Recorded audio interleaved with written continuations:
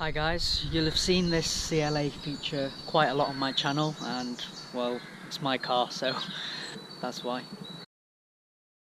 Today's video is all about practicality because chances are if you've already got a car like this or you're thinking about buying a car like this, it's probably going to be your only car and you're going to have to use it Monday to Sunday. So, as well as being, a good performance car, it needs to be able to be a little bit practical as well. This isn't actually a big car considering it looks like a saloon. What it is just basically a coupe version of the A-Class. So it's slightly elongated, but it's not that much bigger. So if we have a look inside, spatially it's not too bad. I mean, obviously it all depends on how tall you are and the types of passengers you're going to have in the car.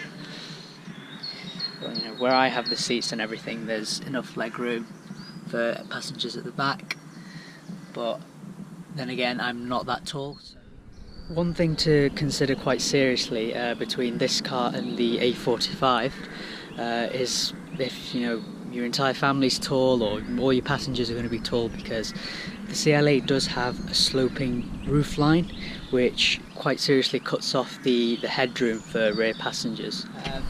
I'm pretty short and I'm getting pretty close to the roof, so if you're definitely over 6 foot, your head is definitely going to be touching the top of that, and it's not going to be very comfortable for long journeys. So that's where I'd actually recommend the A45, because it doesn't slope back, and there's actually more headroom.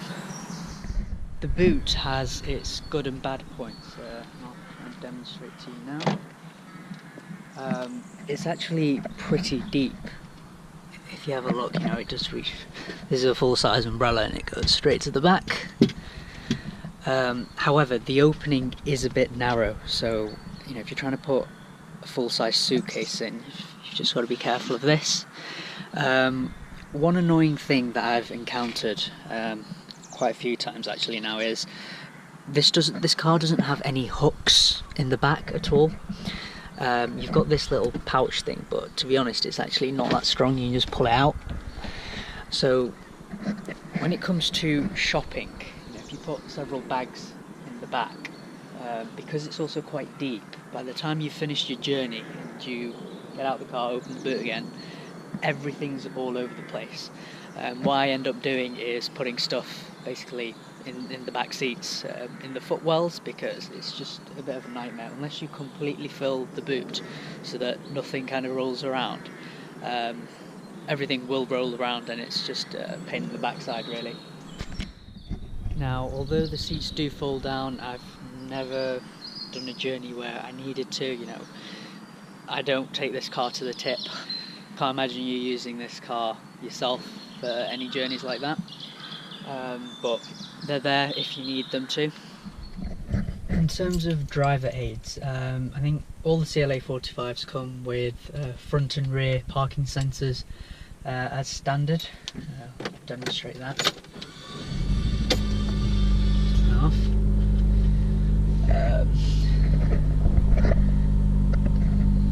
They basically light up there. As you get close to something, the lights start showing up. This car does have a reversing camera,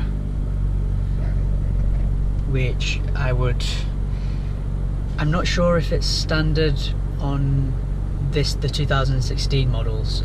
It might be standard on the very latest 2017 models, but it's something that I would definitely recommend speccing, because it just makes parking a lot easier, and when you've got a car like this, trying to park it is a bit of a mission, if I'm honest. This car does have 19-inch wheels, which means it's very easy to curb them if you're not careful. When it comes to parking, I'm trying to get out the sun. When it comes to parking, you can't lift this car on curbs. Even if you try and kind of where it starts off flat and then rises, you've then got to be extra careful because the car does sit very, very low. There's literally not much room between the tyre and this part here, so you can be in danger. So you can be in danger of actually scraping the bottom of the car. If you guys think I've missed anything out in terms of what else I should be covering when it comes to practicality, comment down below and I'll do my best to answer any of those questions.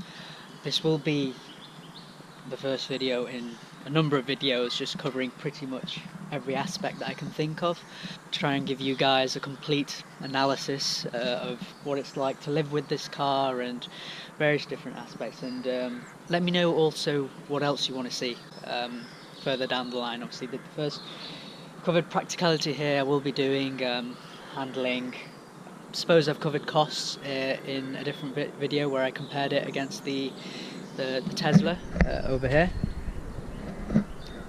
I'll link that somewhere down below, or there'll be a card across the bottom of the screen right now. So once again, if you guys thought this video was useful or interesting, give it a thumbs up. Thanks for watching and make sure to subscribe for future videos. See ya.